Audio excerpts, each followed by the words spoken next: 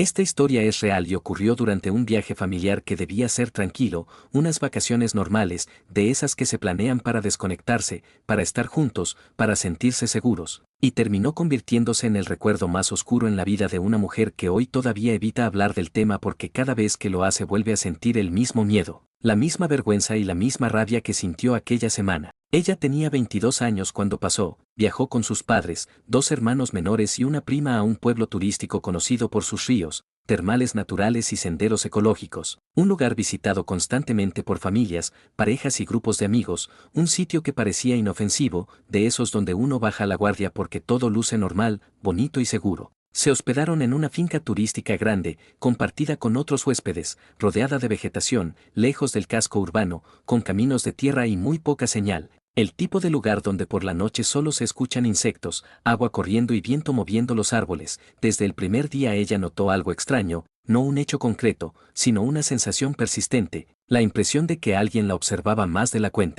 especialmente un hombre que trabajaba en el lugar, uno de los encargados del mantenimiento, alguien que siempre aparecía cerca cuando ella se levantaba, cuando caminaba sola, cuando se alejaba un poco de su familia. Nunca hacía nada explícito, nunca decía nada indebido. Solo miraba demasiado y sonreía de una forma que la hacía sentirse incómoda. No dijo nada, pensó que estaba exagerando.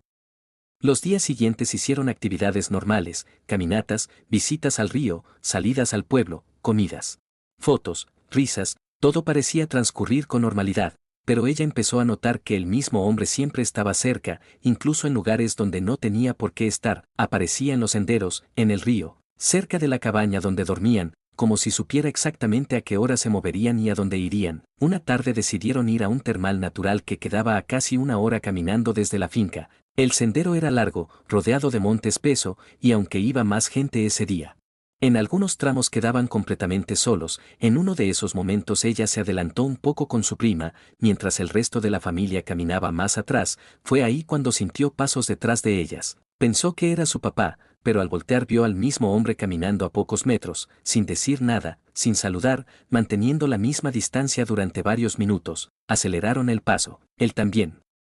Cuando llegaron al termal, el hombre se quedó observándolas desde lejos. Luego se fue, como si nada, como si solo hubiera estado pasando por ahí, pero el miedo ya estaba instalado y ella empezó a sentirse nerviosa, inquieta, con esa sensación horrible de no poder explicar lo que pasa pero saber que algo no está bien. Esa noche, mientras dormían, ella se despertó porque escuchó movimiento afuera de la habitación, pasos lentos, alguien caminando cerca de la ventana. Pensó que era uno de sus familiares, pero nadie más parecía haberse despertado. Al día siguiente, le contó a su mamá y su mamá le dijo que seguramente había sido un animal, que no se preocupara, que estaban de vacaciones. No insistió, se quedó callada. El penúltimo día del viaje decidieron ir al río temprano. Antes de que llegaran otros turistas, se separaron un poco porque unos querían nadar y otros caminar río arriba. Ella se quedó sentada sobre unas piedras, sola, con los pies en el agua. Fue entonces cuando sintió una mano fuerte sujetándole el brazo desde atrás. No gritó, porque el miedo la paralizó. El mismo hombre estaba ahí, muy cerca, hablándole en voz baja, diciéndole que no se asustara, que solo quería hablar, que nadie tenía por qué enterarse. Intentó soltarse pero él no la dejó. Le dijo que sabía dónde dormía, que sabía con quién estaba viajando, que la había visto desde el primer día y que era mejor que cooperara, porque si gritaba iba a quedar como una loca exagerada frente a su familia. La llevó a rastras unos metros hacia la vegetación. No llegó a violarla porque escucharon voces acercándose, la soltó, la empujó al suelo y se fue caminando tranquilo, como si nada hubiera pasado. Ella regresó con su familia llorando, temblando, con marcas visibles en el brazo. Esta vez sí contó todo. El papá quiso ir a buscar al hombre, la mamá entró en pánico. Los dueños del lugar negaron conocerlo bien, dijeron que era solo un trabajador temporal, que seguramente había sido un malentendido, que no exageraran, que no había pruebas de nada. La familia decidió irse ese mismo día. Horas después, ya de regreso en la ciudad, empezaron a llegar mensajes a su celular desde números desconocidos, mensajes describiendo su ropa, el lugar donde habían estado, lo que había pasado en el río, mensajes que dejaban claro que alguien los había seguido incluso después de irse. Denunciaron. La investigación reveló que el hombre tenía antecedentes por acoso y abuso en zonas rurales, que había trabajado en varios lugares turísticos, y que siempre desaparecía antes de que los casos avanzaran. Nunca fue condenado porque las denuncias quedaban inconclusas, porque muchas víctimas no insistían, porque el miedo, la vergüenza y la presión hacían que se callaran. Ella dejó de sentirse segura incluso acompañada. Años después, cuando habló del tema en terapia, dijo algo que resume todo el terror de esta historia y que todavía hoy estremece a quien la escucha.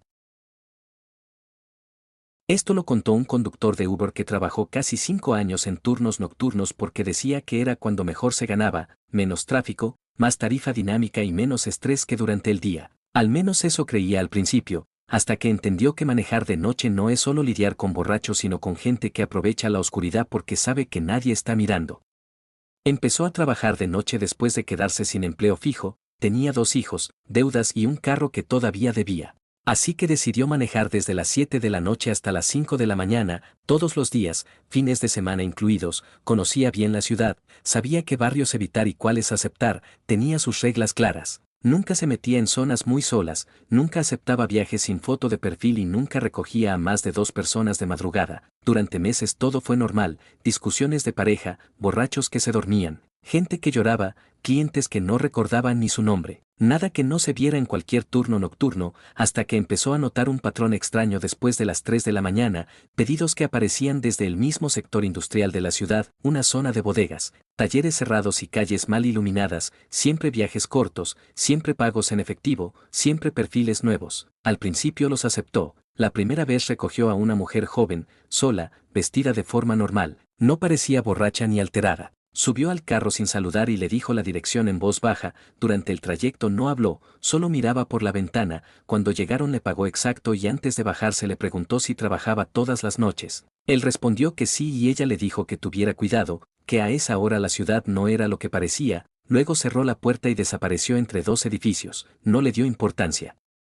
Días después volvió a aceptar un viaje desde el mismo sector, esta vez eran 2 hombres. Subieron rápido, se sentaron atrás y le pidieron que no siguiera la ruta del GPS, que tomara calles más solas porque era más rápido. Él se negó, siguió el mapa y notó que durante todo el trayecto uno de ellos iba hablando por mensajes de voz, susurrando direcciones, describiendo calles, mencionando placas de carros. Cuando llegaron se bajaron sin despedirse y uno de ellos le tomó una foto al carro antes de irse. Esa noche se fue a casa inquieto, pero la tercera noche fue diferente. Aceptó un viaje sin mirar bien el perfil porque la tarifa estaba alta. Cuando llegó al punto no había nadie visible, esperó unos segundos y una persona salió de detrás de un camión estacionado. Era un hombre de unos 40 años, ropa oscura, gorra, subió adelante, algo que ya le molestó porque no era normal a esa hora. El hombre no dio destino en la app, solo dijo que manejara derecho, que luego le indicaba.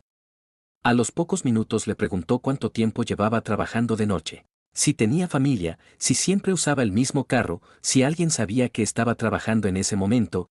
El conductor respondió de forma cortante, incómodo, intentando mantener la calma. El hombre sonrió y le dijo que no se preocupara, que solo conversaba. Cuando el conductor decidió cancelar el viaje y detenerse en una calle con algo de luz, el hombre apoyó la mano sobre el tablero y le dijo que siguiera, que no hiciera nada raro, que no quería problemas. En ese momento el conductor entendió que no era una simple conversación, aceleró, dobló sin avisar hacia una avenida principal y empezó a tocar la bocina. El hombre se alteró, le gritó, le dijo que estaba arruinando todo. Cuando el carro se detuvo en un semáforo lleno de taxis el hombre bajó de golpe y desapareció entre los carros. El conductor temblaba, no denunció porque no tenía pruebas claras, porque no hubo robo, porque no hubo agresión directa, porque sabía que le iban a decir que exageraba. Decidió dejar de aceptar viajes en esa zona, pero los pedidos seguían apareciendo. Cada noche, después de las 3, el mismo sector, los mismos perfiles nuevos, los mismos viajes cortos. Como si alguien supiera exactamente a qué hora él trabajaba y dónde solía estar, empezó a recibir mensajes dentro de la app pidiéndole que aceptara, que no fuera difícil, que era solo una carrera rápida.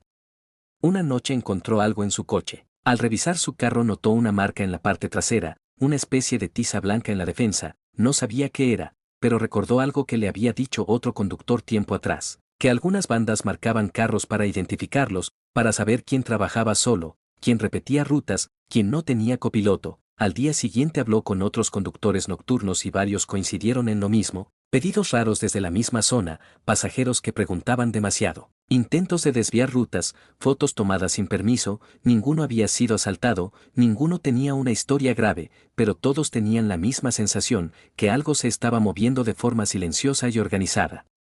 Dejó de trabajar de noche. Meses después se enteró por un grupo de conductores que uno de ellos había desaparecido durante un turno nocturno, último viaje aceptado desde el mismo sector industrial. La cuenta fue cerrada. El carro apareció días después en las afueras de la ciudad, vacío, nunca supo más. Hoy, cada vez que alguien le pregunta por qué no maneja de madrugada, responde lo mismo, que no es por miedo a los borrachos ni a la inseguridad común, sino porque hay horas en las que la ciudad pertenece a otros y uno solo se da cuenta cuando ya está dentro del carro con ellos.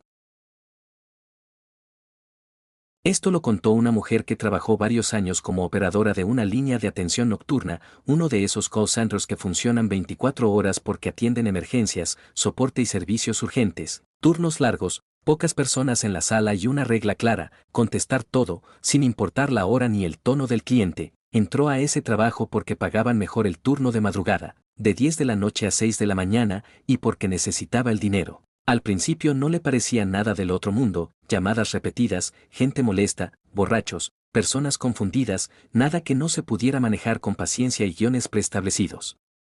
Las llamadas raras empezaban siempre después de las 2:30 de la mañana, no eran insultos ni bromas, eran llamadas silenciosas, alguien respirando del otro lado, a veces un susurro, a veces nada, colgaban antes de que ella pudiera registrar el número. Los supervisores decían que era normal, que no les diera importancia, que siguiera atendiendo. Una madrugada recibió una llamada distinta, una mujer hablaba muy bajo, decía que necesitaba ayuda, que no podía hablar fuerte porque alguien estaba durmiendo cerca. La operadora intentó seguir el protocolo, hacer preguntas básicas, ubicación, nombre, motivo de la llamada, pero la mujer no respondía de forma directa, solo decía frases sueltas, que no podía irse, que si colgaba algo malo iba a pasar. Antes de que la operadora pudiera escalar la llamada, la comunicación se cortó. A los 10 minutos volvió a entrar. Era la misma voz. Esta vez la mujer dijo algo que hizo que la operadora se erizara. Dijo que sabía que estaba hablando con la misma chica, que reconocía su voz, que no llamara a nadie, que solo necesitaba que alguien la escuchara unos minutos más. La operadora intentó mantener la calma mientras activaba en silencio el sistema de rastreo,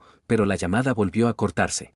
Minutos después entró otra llamada desde el mismo número. No era la mujer, era un hombre, demasiado tranquilo. Dijo que no se preocuparan por las llamadas anteriores, que todo estaba bien, que su esposa tenía episodios, que a veces se ponía dramática, que no era nada serio. Luego preguntó el nombre de la operadora, dijo que tenía una voz agradable y colgó. La operadora se quedó helada.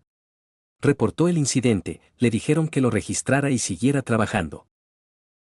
Durante las siguientes semanas, las llamadas se repitieron, siempre desde números distintos, siempre la misma mujer, siempre a la misma hora, siempre con miedo en la voz, siempre cortando antes de dar datos concretos, y siempre, después, la llamada del hombre, explicando, justificando, minimizando. La operadora empezó a reconocer patrones, respiraciones, silencios, incluso palabras repetidas. La mujer decía siempre lo mismo, que no podía decir dónde estaba porque él estaba cerca, que había niños durmiendo, que no gritara por favor. Una noche la mujer alcanzó a decir una dirección incompleta antes de que la llamada se cortara. La operadora no lo pensó más, llamó a emergencias desde su celular personal.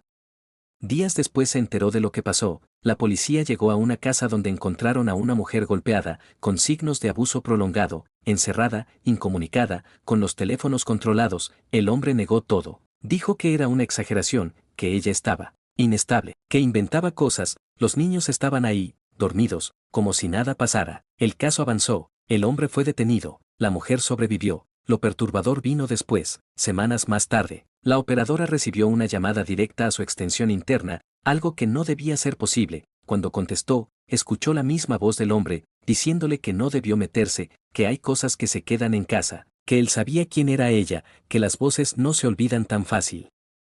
Ella colgó, renunció al trabajo ese mismo mes, nunca volvió a trabajar de noche. Años después, cuando habló del tema, dijo algo que dejó en silencio a todos los que la escuchaban. Uno cree que ayudar es solo contestar el teléfono, pero hay llamadas que te siguen incluso cuando cuelgas.